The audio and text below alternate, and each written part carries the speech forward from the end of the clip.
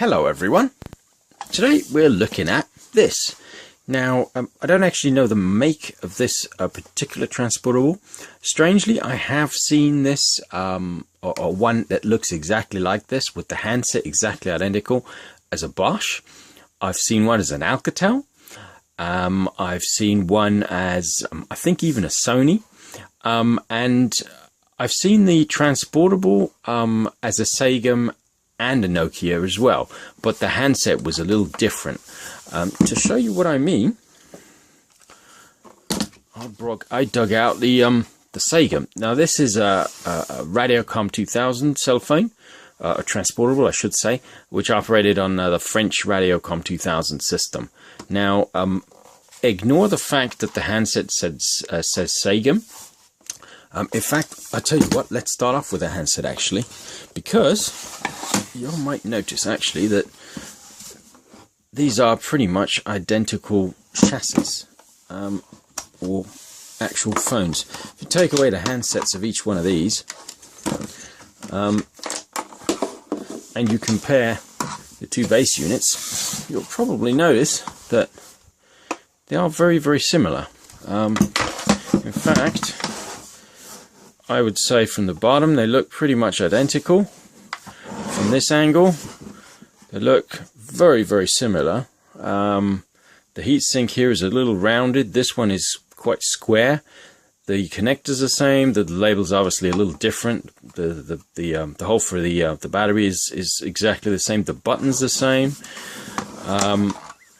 Looking on the underside of it, I would say that is almost identical apart from these lines up here.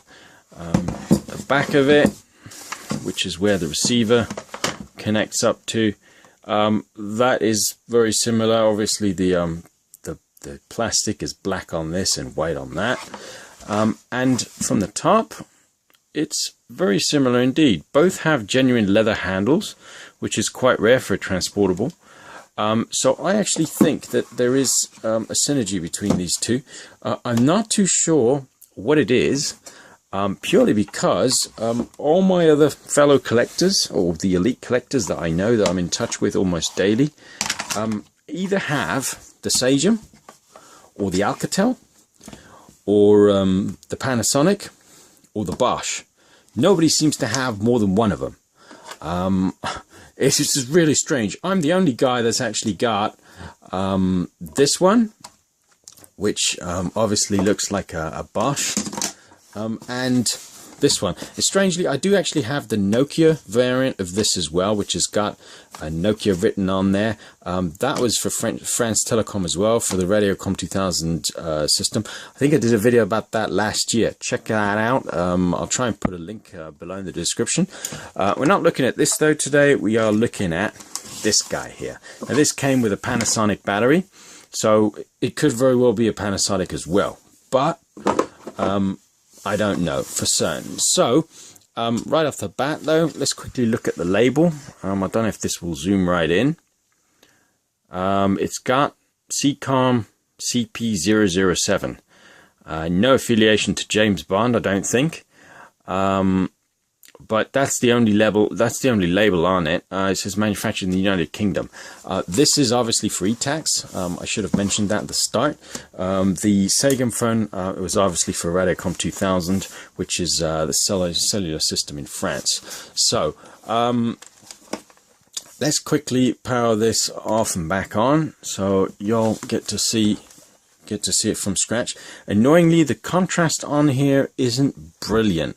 I have gone into the menu and tried to change it, but it doesn't really do much. So I'm going to take the handset off the base unit and try and show you at a rather strange angle. So hopefully this will zoom. Okay, so what do we got now? I don't know what these figures mean. It could be voltage, it could be a whole bunch of other things, but even if you press clear, nothing happens. Every now and again they change. I don't actually know what that is. If anybody can tell me, that would be much appreciated. Drop me a comment or sling me an email. But I haven't quite worked out how to use the menu on this. It's just menu, and then you got a choice of up and down. So display contrast is what I was trying to do earlier. Contrast step 1, 2 or 3. Now I don't think that makes diddly squat of difference. Even if you press OK, it actually doesn't do much. So let's go with 3. Hasn't really changed it. So do we need to press store? Menu? No, maybe not. Anyway, so looking through the menu real quick. Can you guys see that even? I'm not even sure. So let me go to the very top. You got auto answer, battery capacity. Now strangely, there is actually a voltmeter on here. Battery voltage, 12.5 volts, which is about right. But there is also an ampere hour used function. God knows why they put that in there. It's not something someone would look at, I don't think, unless you're an engineer. Because certainly the average guy who used one of these back in the day probably wasn't very technically minded. But anyway, so you got battery voltage. How do we get out of here? So back to the menu.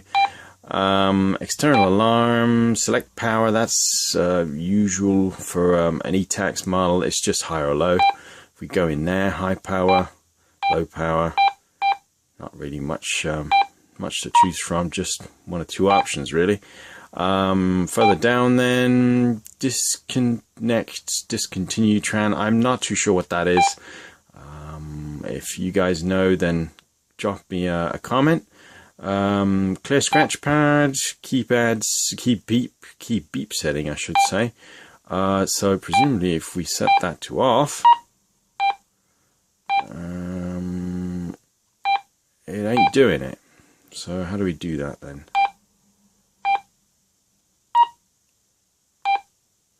Okay, I'm not too sure how to select it. Let's try. Nope, didn't like that.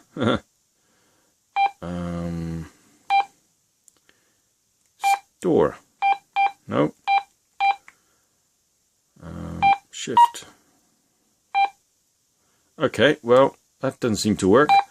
DTMF setting. You'll see that. Time and price. Now this is where you went in back in the day and you could set up a per minute rate. I remember actually doing this on my very first GSM phone. Back in the very first hand portable GSM, not the transportables, but and it would display how much money you actually burned away on phone calls.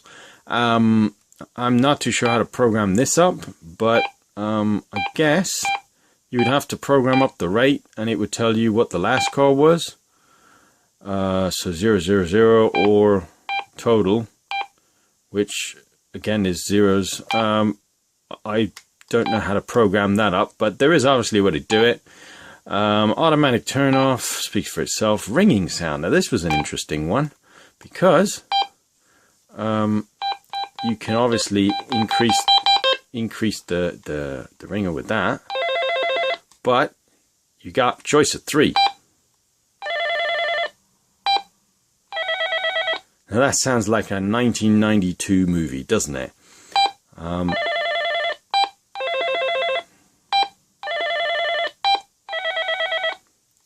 Pretty much the same ringtone, just a different pitch, I guess. Ringing sound, external loudspeaker, external microphone. This is presumably for a car kit. Display backlight. This is always an interesting one. Lights when in use. Light automatic. Light low on, high on. So this would obviously have it on permanently. The backlight and the keypad light. Don't really want that. It'll drain the battery. So we'll go with that. Okay. What else we got? display contrast. This is back to square one really, and I don't know how to select that. So store, no, clear. Okay, maybe not then. But that's pretty much it through the menu. There's not much else I can tell you about these. They did definitely do them as Bosch, because I got a photo sent over from a collector of mine, and instead of carry phone, it's just got Bosch written on there. So I'm not too sure what the make and model of this is. It's just got the same sort of sticker as the other one, CCOM. No version, just a serial number. And if they only made 6,000 of these, that wouldn't surprise me, because these are not very common, I don't think. Certainly in this form, just with a carry phone. So just a quick video really this. Not too much to say.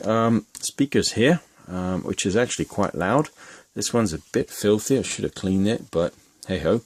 And it's got the original phone number on here, which is 0374. I think that was UK Vodafone, if I'm not mistaken. So but that's about it for this one. Real quick on this, I will try and do something more extensive on another phone soon. What I will do just before though is I'm going to try and take the receiver of this, so the handset of this, and see if this will power on this one. Because the connector's the same, they should actually work. So it'd be interesting to see what that does.